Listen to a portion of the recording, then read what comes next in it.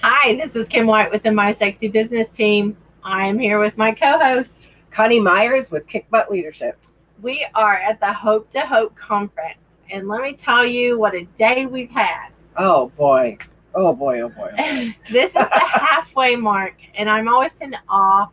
And I'll just be honest, I think it's kind of funny because sometimes when you put together something, you just never know what's going to happen. Sometimes you put something together and you don't have a lot of people, or you don't have, and when you start anything, that's what it usually looks like. Exactly. This is the fifth one. This is like the fourth official Hope to Hope, but the fifth Hope to Hope conference that is in honor of my son that passed away almost 17 years ago. And I'm just going to tell you, I'm completely in awe once again that we've had already amazing speakers. We've already had like so much go on. We've had thousands and thousands of viewers. I can't say thank you enough to everybody that's watching. I can't say thank you enough for supporting this, because the whole point behind the Hope to Hope conference is to give hope to people who are hurting, or who are, having some kind of crisis in their life, so that they know they can get through it, because we've all managed to get through stuff. I always say some stuff is inflicted on us, some stuff we inflict on ourselves, but either way, we need to get through it. Exactly. So it's amazing. Hi, Cheryl. Cheryl's on with us. Hi, Cheryl. I am so grateful for everyone who has come on and been interviewed, and I'm also so grateful for everyone who's participated in increasing our reach, like by commenting and liking and sharing and just being good to us. I cannot say how much I love my tribe. I cannot tell you how much I am so proud to be part of this pack of people that I run with, because they are servers. They are people who serve the world in a way that I don't know anybody else that does. I have to agree with you. I mean, every single one of the conferences, the people have been absolutely amazing. And I mean, they give of their time, they give of their heart, they give of their soul, really. And I can't even imagine how many people that are out there that have actually been helped by the Hope to Hope. Yeah. And every time it gets bigger and it gets better, and we're able to serve more people. So it's amazing. So thank you. That was our point. Thank you for being on with us, and thank you for being a part of something that's bigger than us. Way bigger. It's way bigger than what we are doing. It's bigger because it's all of you helping us do something amazing. This morning we started off. Who was our first one? Ocelia. I always say that wrong. Ocelia Gibson. Ocelia is an amazing woman, just period. She's amazing because she's doing incredible things, but she came from a background of actually having a skin condition where it scars her skin. And people called her terrible names, but I'm telling you what, she understood strategy. And I know that didn't even match when I said that. It feels like it's so mismatched, but it's not. She understood the strategy of what it would do for her to have a certain kind of title. And she persisted until she won. She persist. Yeah. She won Miss Black USA and has been using her crown for the good of everyone ever since. Her voice and her platform, and making a huge difference in young girl. She called them. She originally says, she quoted herself. She says, "at-risk girls," but really, she's out there supporting young women and helping them to build their confidence and how they move forward with their life. And kudos to you, because she's doing a phenomenal job. If you didn't watch it, go back and please do, and watch it and support her. She is absolutely amazing. Now, who was number two? I'm going to be honest. I am so tired at this point. Kelly Cornelson. Oh my goodness. She's a hot mess, but she's a beautiful hot mess. Oh my goodness. That absolutely shared from her heart about, not looking at someone and realizing that or thinking that they have something you don't because they're all put together and you're not. You know, she was so cute because she's talking about the amazing thing that lipstick, you know, and dry hair. She had just had her hair done, and a cute shirt can do. Yeah, exactly. Exactly. So she shared quite a bit, very transparently. That's one of the reasons that I love the people that come on here, is they understand the power of vulnerability, the vulnerable power that we have, and it's a superpower because it takes you places and gives you access to places that you wouldn't have otherwise by being vulnerable and open. And Kelly is that. Oh, totally. And what a firecracker she is. She's so full of energy, and it was so much fun talking with her and having her share as authentically as she did. Yes, she was amazing. Now, who was the third one? Nicole. Oh, Nicole. Now, she's a firecracker. Y'all. Oh, yeah. And she's little. That's the thing. She is so cute, but you just don't know. She's tiny, but she is fierce. Do not be deceived. She is one of the quickest implementers I know. She's one of the ones that she has come through stuff, and she talked about like her, you know, failing at a business or what she perceived as failing at a business, that now she's rocking the online world with two different businesses. Two different businesses, yeah. And she's eloquent and she's down to earth at the same time. Like, that doesn't happen very often. No. Usually you either are down to earth and like me, you don't have great grammar, or you're very eloquent and people feel like you're unapproachable. And she's actually a great combination of being very eloquent. She's a great writer and she knows how to write content beautifully. And she's like, we have a date. I just want to point out that we're going to sit by the fire pit in her yard as soon as we get back up to Connecticut. Yeah. So, I mean, that's pretty amazing. Well, and that's another really good example of persistence. Mm-hmm. I mean, you know, having something fail in her eyes, though, it really wasn't a failure, but in her eyes, having something fail and then moving forward. I mean, that's really we talked about it. It's not really a failure at all. It's just a course correction. You just need to change the way you're going. Yeah, it was amazing. Now, who is the next one? Cindy Lou. Oh, my goodness. Our little New Zealand. I think that we call them Kiwis, but I'm not sure. So if that's offensive, don't take offense, Cindy Lou. I'm clueless. But I think that that's what you call someone from New Zealand, is a Kiwi.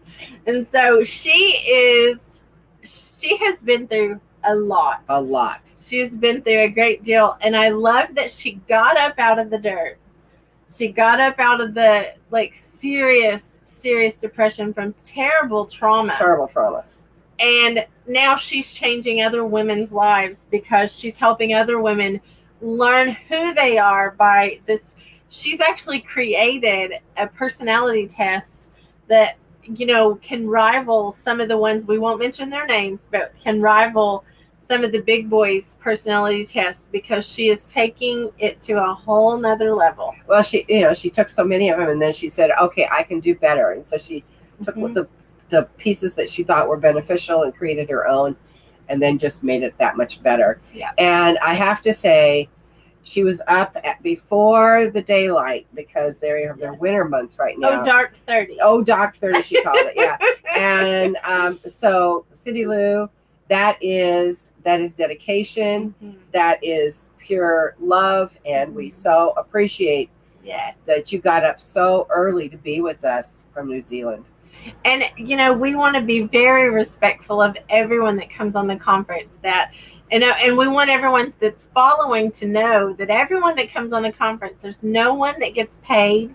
There's no one that sells anything. There's no recruiting. There's no anything. They come on simply to serve. So if they're on the Hope to Hope conference, you have to understand they are here and they've sacrificed their time, their sleep in Cindy Lou's case.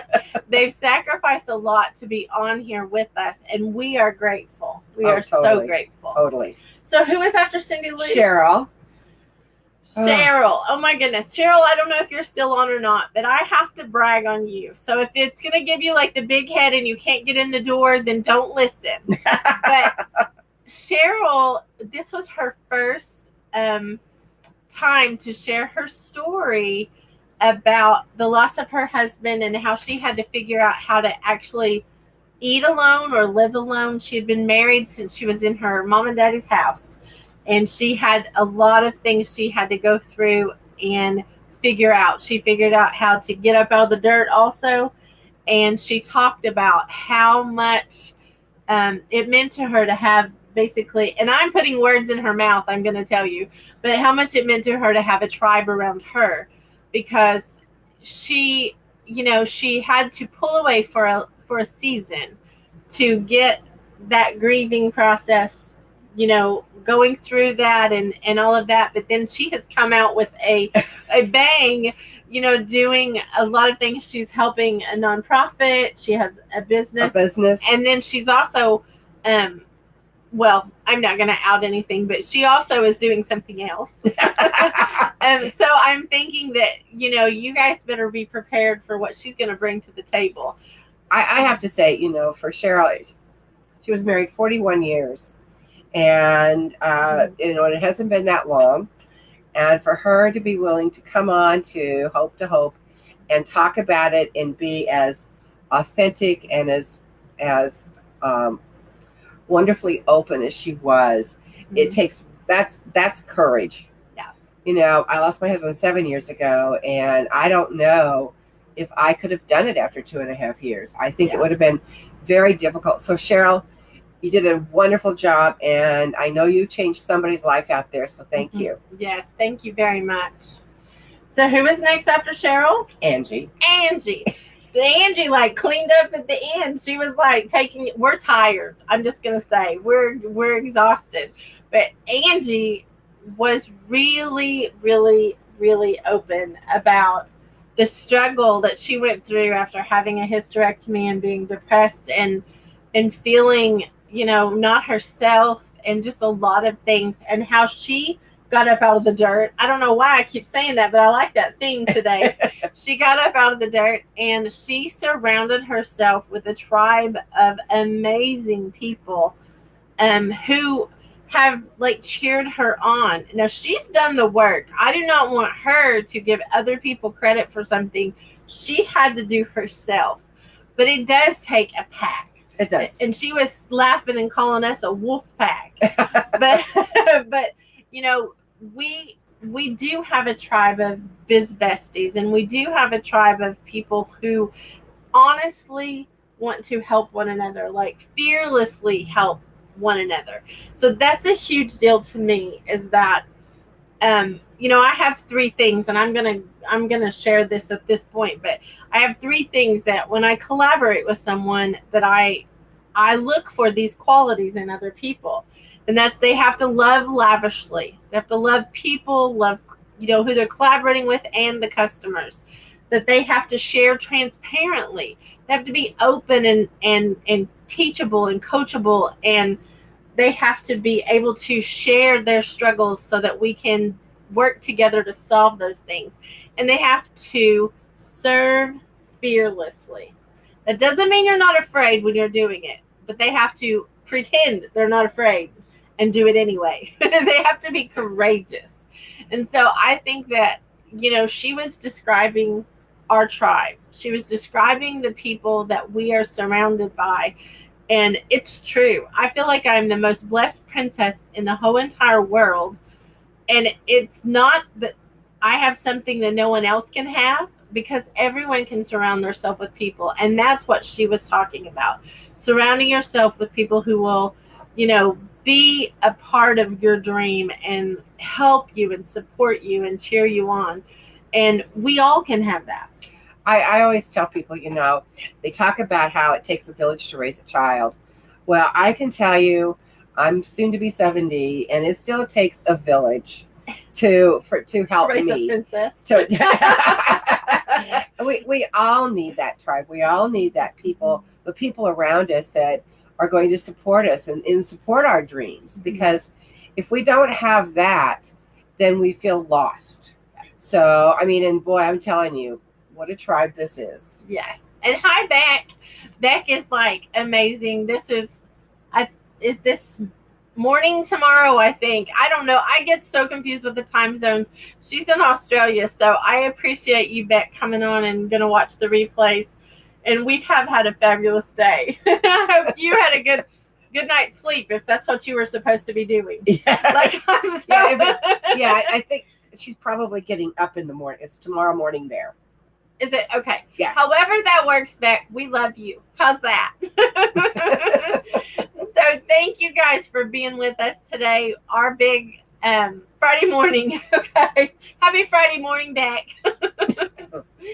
We just thank you for being with us. And we've got 2 more amazing days full of just incredible people that are sharing from their hearts and serving everyone that's listening. So please join us again in the morning at 9 a.m. Central Standard Time. You have to convert it yourself because I just can't. It's a princess problem. I cannot convert time the right way. So we're just going to say exactly what it is for us, and then please go and convert it so that you can be with us at 9 a.m. Central Standard Time. And we love you guys. Love you back. And we thank all of you for being on and being with us. Yes, thank you so much for all of your support, all of your authenticness, and vulnerability. Camille's having a cocktail in our honor. Thank you. I love it. I hope it's like a fruity one because I don't like them unless they're sweet. Love you, Camille. So, anyway, who are you? I am Coni Meyers with Kick Butt Leadership. This is Kim White with the My Sexy Business team. We are wrapping up day 2 at the Hope to Hope conference, and we will see you in the morning. Love you guys.